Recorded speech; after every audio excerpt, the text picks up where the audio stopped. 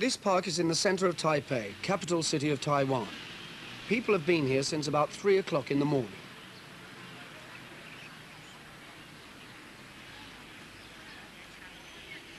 Three hours later, there are still people arriving and departing. All over the world, wherever there are Chinese communities, the same thing happens.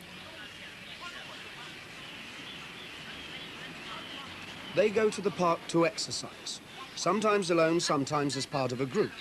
And then their gossip mingles with the dawn chorus. For the Chinese, it is important to exercise where there are trees.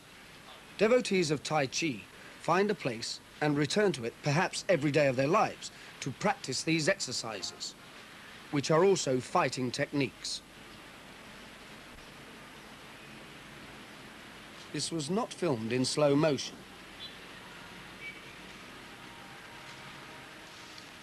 Chinese legends say that before the world came into existence, there was energy. This energy divided into opposites: heaven and earth, hard and soft, yang and yin. These opposites are constantly flowing towards each other. They call this energy qi. They think it is still moving invisibly through the world, permeating everything that exists.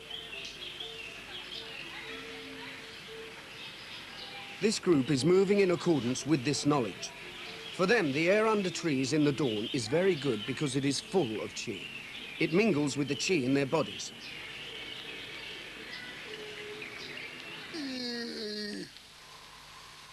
Master Hung goes to find qi under the trees on a riverbank.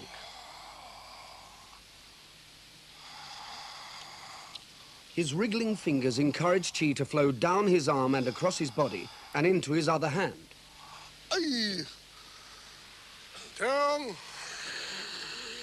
He leads a small group of friends in exercises designed to promote a long and healthy life. Some of the exercises look much the same as we're used to, but the purpose is usually different. Here, he's deep breathing, exercising the lower abdomen, but also concentrating qi in the center of his body, into a spot 2 inches below his navel.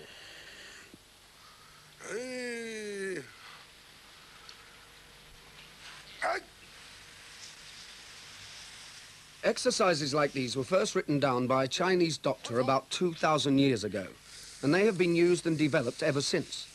Sometimes they have a special purpose. At one hospital in mainland China, cancer is treated by exercises of this kind. There are no vigorous movements, nothing which obviously exercises the muscles, body or heart. The aim is to calmly prepare the body for the day ahead, and especially to balance the qi within it. At about 7 o'clock, this group has breakfast together. They have it beside the practice ground in a small Buddhist temple with a tea room attached. They drink many cups of tea and talk endlessly about the fighting arts. Master Hung is a person whose presence stimulates thinking. His own knowledge is profound. On ordinary subjects, he sits quietly allowing senior students to reply. But when the subject becomes complex, he joins in.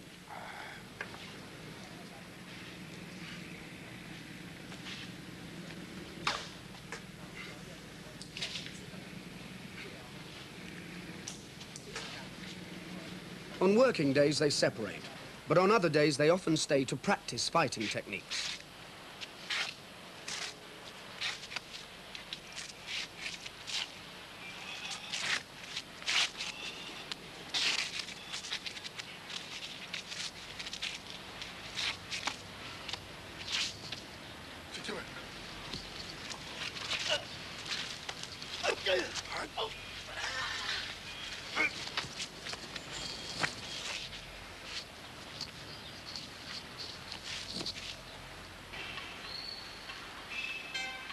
Master Hung lives in the old area of Taipei, a strongly traditional part of the city.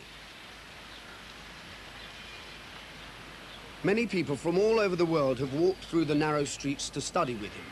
He doesn't accept every hopeful student who arrives, especially now that he is retired from full-time teaching. Danny Reed, a young American translator who works in Taipei, was determined enough to wait patiently in the traditional manner until the master would accept him.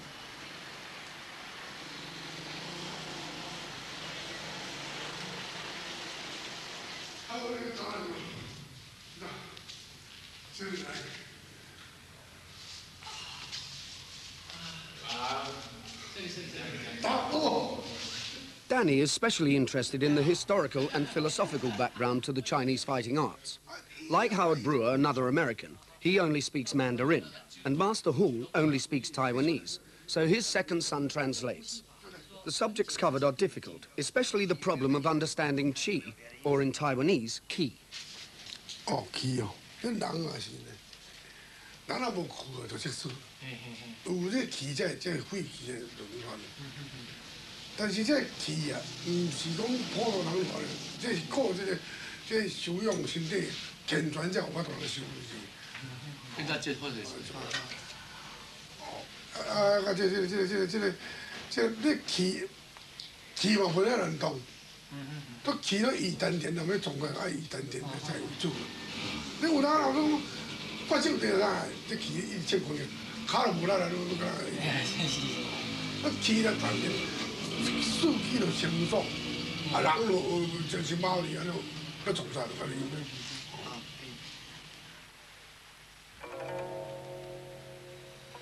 Until the idea of qi is accepted, it is impossible to understand much of Chinese thinking. It is of fundamental importance in their medical system and in fighting. The difficulty is to find ways of explaining it. The only real way is to do the exercises and to sense it in your body.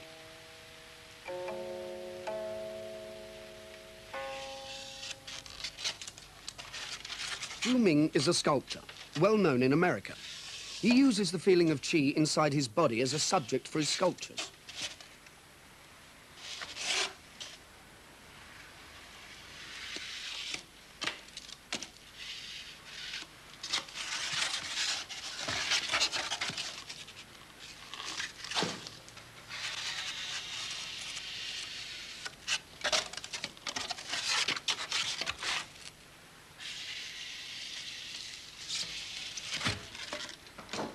He plans his work in polystyrene. Then he carves huge, rough wooden statues.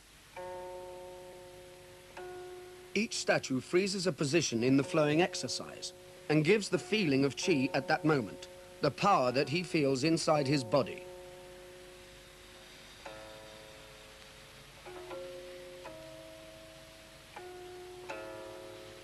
These ideas of the Chinese are very ancient.